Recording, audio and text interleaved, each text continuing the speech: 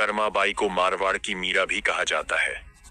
जब जब भगवान कृष्ण का उल्लेख आता है, मां कर्मा का नाम भी आ ही जाता है। वे भगवान की महान भक्त थीं और भगवान श्री कृष्ण उनके हाथ से प्रतिदिन भोग ग्रहण कर भोग की थाली रिक्त कर देते थे। कर्माबाई का जन्म राजस्थान के नागौर जिले की मकराना तहसील के कालवा गांव में हुआ। इस गांव में जीवन राम डूडी के घर चैत्र मास कृष्ण पक्ष की एकादशी पर एक पुत्री का जन्म हुआ। भगवान से बहुत मन्नतें मांगने के बाद इनका जन्म हुआ। नाम रखा गया कर्मा। कर्मा के चेहरे पर एक अनोखी आभा रहती थी। जीवन राम स्वयं धार्मिक पुरुष एवं अनन्य कृष्ण भक्त थे। उन्होंने अपने घर में कृष्ण भगवान का मंदिर बना रखा था। वे प्रतिदिन भगवान कृष्ण की पूजा करते और भोग लगाते तथा भगवान को भोग लगाने के बाद ही भोजन ग्रहण करते। यह उनके घर का नियम था। इसी प्रकार समय बीतता गया। कर्माबाई प्रतिदिन अपने पिता को श्री कृष्ण भगवान की पूजा करते देखती, उनको भोग लगाते देखती। यही सब देखते सीखते कर्माबाई का बचपन बीत रहा था। अतः बचपन से ही उस नन्ही कर्मा में भक्ति भाव के संस्कार थे। इन्हीं संस्कारों के बीच पलते बढ़ते कर्मा 13 वर्ष की हो गई। एक बार जीवन राम को कार्तिक पूर्णिमा स्नान के लिए पुष्कर जाना था। उनकी पत्नी भी उनके साथ जा रही थी। वे कर्मा को भी साथ ले जाना चाहते थे, लेकिन एक समस्या आ गई। उनकी अनुपस्थिति में भगवान को भोग कौन लगाता? इसलिए उन्होंने कर्मा को यह जिम्मेदारी सौंपी और बोले, पुत्री, हम दोनों पुष्कर स्नान के लिए जा रहे हैं। तुम सुबह भगवान को भोग लगाना और उसके बाद ही भोजन करना। कर्मा ने यह जिम्मेदारी सहर्ष स्वीकार कर ली। माँ पिता के तीर्थ यात्रा के लिए जाने पर कर्मा ने सुबह स्नान आदि कर बाजरे की खिचड़ी बनाई और पूजा के लिए अपने घर में बने भगवान के मंदिर के समीप आ गई। भोग की थाल भगवान के सामने रखकर हाथ जोड़कर बोली, हे प्रभु, भूख लगे तो भोग लगा हुआ है, आप भोग ग्रहण कर लेना। तब तक मैं घर के और काम कर लेती हूँ। इसके बाद कर्मा घर के काम में जुट गई। बीच बीच में वह थाली देखने आती, लेकिन भगवान श्री कृष्ण ने खिचड़ी का भोग ग्रहण नहीं किया। बहुत समय होने के बाद भी जब भगवान जी ने भोग ग्रहण नहीं किया तो कर्मा को चिंता हुई। उसने सोचा, क्या पता भगवान को खिचड़ी में स्वाद ही ना आ रहा हो, इसलिए वे भोग ग्रहण नहीं कर रहे। इसमें घी या गुड़ की कमी रह गई होगी। फिर जाकर उसने खिचड़ी में गुड़ व घी मिलाया और वहीं बैठ गई, लेकिन भगवान ने फिर भी भोग ग्रहण नहीं किया। तब मायूस होकर कर्मा ने कहा, हे प्रभु, आप भोग ग्रहण कर लीजिए। माँ बापू पुष्कर नहाने गए हैं। आपको भोग लगाने के लिए अभी कुछ दिन वे नहीं आएंगे। आपको भोग लगाने की जिम्मेदारी मुझे दी गई है, इसलिए आपको भोग लगाने के बाद ही मैं भोजन ग्रहण करूंगी। कुछ क्षण बाद भगवान ने फिर भी भोग ग्रहण नहीं किया। फिर कर्माबाई भगवान श्री कृष्ण से शिकायत करते हुए बोली, माँ पिताजी, जब आपको भोग लगाते हैं तब तो आप भोग ग्रहण कर लेते हैं, फिर आज क्यों भूखे बैठे हैं? इतनी देर हो गई है, खुद भी भूखे बैठे हैं और मुझे भी भूखा रखा है। यह सब बोलकर कर्माबाई भगवान के भोग ग्रहण करने की प्रतीक्षा करने लगी। परंतु यह क्या, अब तो सुबह से दोपहर, दोपहर से शाम हो चली। भूखी कर्मा अब मायूस हो गई और दुखी होकर रोते हुए बोली, हे भगवान जी, आप भोग ग्रहण कर लीजिए, अन्यथा मैं भी भूखी ही रहूंगी। अंततः कान्हा की मूर्ति से आवाज आई। कान्हा बोले, कर्मा, तुमने पट तो बंद किया ही नहीं, तो मैं भोग ग्रहण कैसे करूं? ये सुनकर कर्मा ने पट खींचकर ओंठ कर दी। भगवान श्री कृष्ण ने खिचड़ी का भोग ग्रहण किया और थाली पूरी खाली हो गई। कर्माबाई ने पलटकर देखा तो भोग की थाली में भोग रिक्त हो गया था। तब कर्मा बोली, हे भगवान, इतनी सी बात थी तो पहले बता देते। खुद भी भूखे बैठे और मुझे भी भूखा बिठा रखा था। इसके बाद कर्मा ने भी खिचड़ी खाई। अब तो प्रतिदिन कर्माबाई खिचड़ी बनाती और कान्हा जी भी प्रतिदिन भोग ग्रहण करने आते। इसी बीच कर्माबाई ने सोचा कि सबसे पहले कान्हा जी को भोग लगा देना चाहिए। क्या पता उन्हें जल्दी भूख लग जाती हो। घर की साफ सफाई, नहाने धोने के कारण भगवान के भोग में देर हो जाती हो। फिर वह सबसे पहले उठकर बिना किसी कार्य को पूरा करे भोग बनाती और प्रभु को भोग लगा देती। फिर कर्माबाई अपने दिन भर के कार्य करती। कुछ दिनों बाद उसके माँ बापू तीर्थ से लौट आए। आते ही पिता ने अपनी लाडली पुत्री से पूछा, पुत्री, तुमने किसी भी दिन भगवान को भूखा तो नहीं रखा? कर्मा बोली, नहीं पिताश्री, मैंने भगवान जी को प्रतिदिन भोग लगाया। फिर कर्मा बाई की माता किसी काम से रसोई घर में गई तो उन्होंने देखा, जाते समय तो गुड्डा का मटका पूरा भरा हुआ था, अब खाली कैसे हो गया। उन्होंने कर्मा को बुलाया और पूछा, पुत्री, गुड़ कहाँ है? कर्मा ने बताया कि रोज भगवान कृष्ण उसके पास आते और खींचड़ी का भोग ग्रहण करते। कहीं मिठास कम न हो जाए इसलिए खींचड़ी में गुड़ ज्यादा डाल दिया करती थी। कर्मा बाई ने कहा, कान्हा जी ने बहुत देर तक खिचड़ी का भोग ग्रहण ही नहीं किया था, फिर पट बंद करने पर किया। यह सुनकर कर्मा के माता पिता चकित रह गए। वे जिन ईश्वर के आशीर्वाद प्राप्त करने हेतु इतनी दूर पुष्कर यात्रा पर गए थे, जिन्हें पाने के लिए लोग न जाने क्या क्या करते हैं, वे भगवान उनकी बेटी के हाथ से उनके घर में खिचड़ी का भोग ग्रहण करते हैं। यह कैसे संभव है? उन्होंने सोचा कि हमारी बेटी बावली तो नहीं हो गई। ये भी सोच लिया कि क्या पता कर्मा ने खुद ही पूरा गुड़ खा लिया हो। इस बात पर कर्मा ने कहा, अगर आपको यकीन नहीं है तो कल प्रातः देख लीजिए, मैं खुद भगवान को भोग लगाऊंगी। ये सब सुनकर वे रात भर सो नहीं पाए। अगले दिन कर्मा ने खिचड़ी बनाई और मंदिर में भोग की थाली रखकर पट बंद कर दिया और बोला, हे भगवान जी, मेरे माँ बापू नहीं मान रहे कि मैंने आपको भोग खिलाया है, अब आप यह भोग खाकर स्वयं सिद्ध कीजिए। ऐसा कभी हो नहीं सकता कि सच्चे भक्त की पुकार सुनकर भगवान ना आए। भगवान को आना ही पड़ा।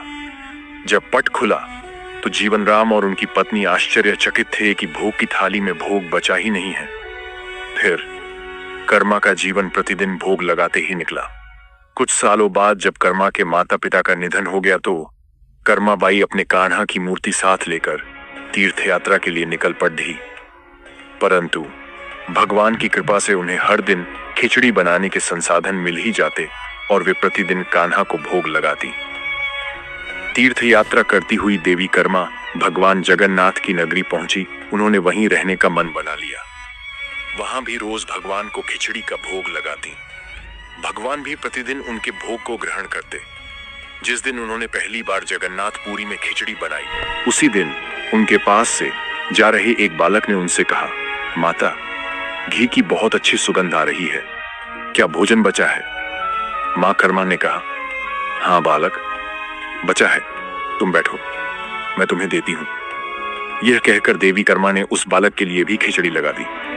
बालक पूरे मन से स्वाद लेकर खिचड़ी खा रहा था। देवी कर्मा को यह देखकर सुख की अनुभूति हो रही थी। बालक ने खाते खाते पूछा, माता, क्या मैं कल भी आऊं? तो क्या आप मुझे खिचड़ी खिलाओगे? यह सुनकर देवी कर्मा मुस्कुराई और बोली, हाँ पुत्र, तुम प्रतिदिन आओगे तो मैं प्रतिदिन तुम्हें खिचड़ी खिलाऊंगी। यह सुनकर बालक प्रसन्न हुआ और प्रतिदिन देवी कर्मा के पास खिचड़ी खाने आया करता। एक दिन की बात है, सूर्य उदय होने के बाद माता कर्मा स्नान करने के लिए जा रही थी। जाते समय एक साधु मिले। उन्होंने कहा, माता, देखने में तो आप भक्त प्रतीत होती हैं, कहाँ जा रही हो? माता ने कहा, मैं स्नान करने जा रही हूं। साधु ने बोला, इस समय स्नान? एक भक्त को तो ब्रह्म मुहूर्त में ही स्नान आदि कर लेना चाहिए। माता बोली, महाराज, उठ तो मैं जल्दी जाती हूं, पर ठाकुर जी को भोग लगाने में देरी हो जाती है। साधु बोले, हे देवी, आप बहुत धार्मिक महिला हैं, भगवान को प्रतिदिन भोग लगाकर ही भोजन ग्रहण करती हैं, परंतु इन सब के भी नियम होते हैं। आपको बिना नहाए ऐसा नहीं करना चाहिए। आप तो भगवान की परम भक्त हो, तो हे देवी, प्रतिदिन साफ सफाई करने के बाद नहा धोकर ही भगवान को भोग लगाया करो। यह सुनकर देवी कर्मा ने उनको हाथ जोड़कर प्रणाम किया और कहा, जी महाराज जी, आप जैसा कह रहे हैं मैं वैसा ही करूंगी। मैं इस बात से अनभिज्ञ थी। फिर साधु बाबा वहां से चले गए। अगले दिन से देवी कर्मा साधु की आज्ञा का पालन करते हुए साफ सफाई नहा धोकर भोग बनाने लगी। परंतु अब भोग लगाने में देरी हो जाती और जब तक भोग नहीं लगता उस बालक को भी भोजन नहीं मिलता। बालक आकर माता से कहता, माता, देर हो रही है, भूख लगी है, भोजन दो। माता कहती, थोड़ी देर रुक जा छोरे, मैं भोजन दे रही हूं। बालक जल्दी जल्दी खाकर भाग जाता। कुछ दिन ऐसे बीते, परंतु यह कौन जानता था कि वह बालक स्वयं भगवान जगन्नाथ हैं, जो प्रतिदिन बालक का रूप धारण कर कर्मा बाई के हाथ से बनी खिचड़ी खाने आते थे। इतने दिनों में जब जगन्नाथ मंदिर का पट भोग के लिए खुलता तो भगवान के मुख पर की खिचड़ी का जूठन लगा होता।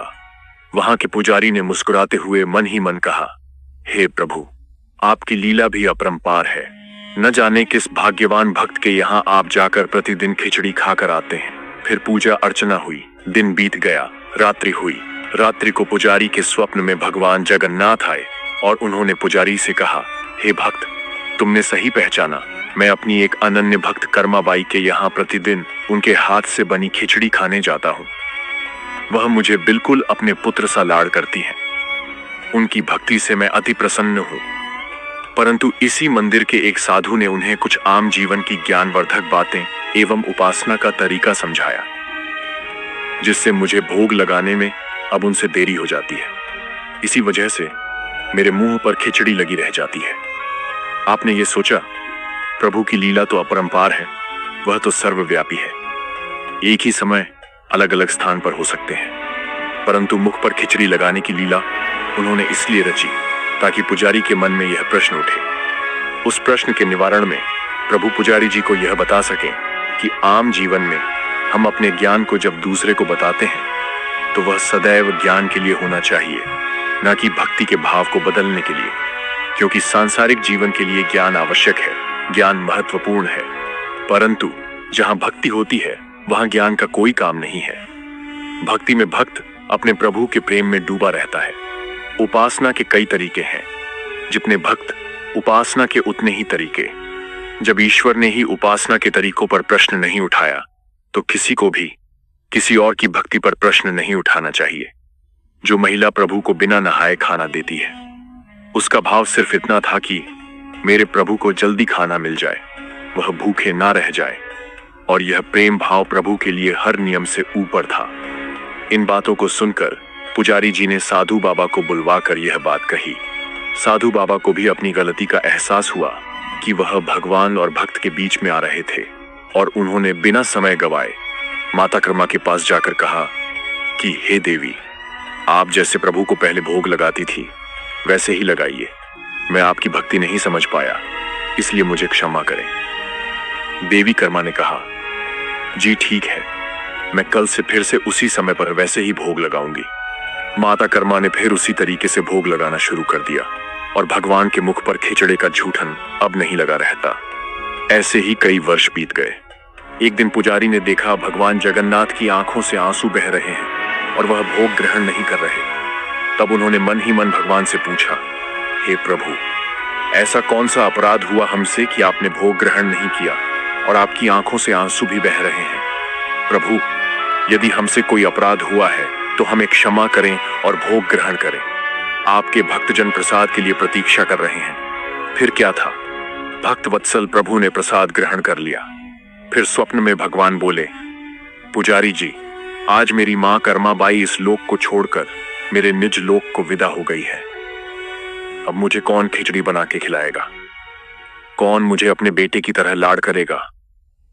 अगले दिन पुजारी ने कहा, प्रभु, मां की कमी को तो कोई भी पूरा नहीं कर सकता, परंतु माता कर्मा द्वारा प्रतिदिन आपको लगाया जाने वाला खिचड़ी का यह भोग उन 56 भोगों से सर्वप्रथम पहले दिया जाएगा। यह प्रथा अनंत काल तक चलती रहेगी। इस तरह आज भी जगन्नाथ भगवान को खिचड़ी का भोग सबसे पहले लगाया जाता है। उसी दिन से भगवान जगन्नाथ के भोग में कर्माबाई की खिचड़ी भी चढ़ने लगी। यह थी भक्त कर्माबाई की कथा और उनके खिचड़ी से जुड़ी प्रभु की लीला। ऐसी ही सनातन धर्म से जुड़ी प्रेरणादायक कथाओं को जानने के लिए हमारे साथ जुड़े रहिए। जय जगन्नाथ।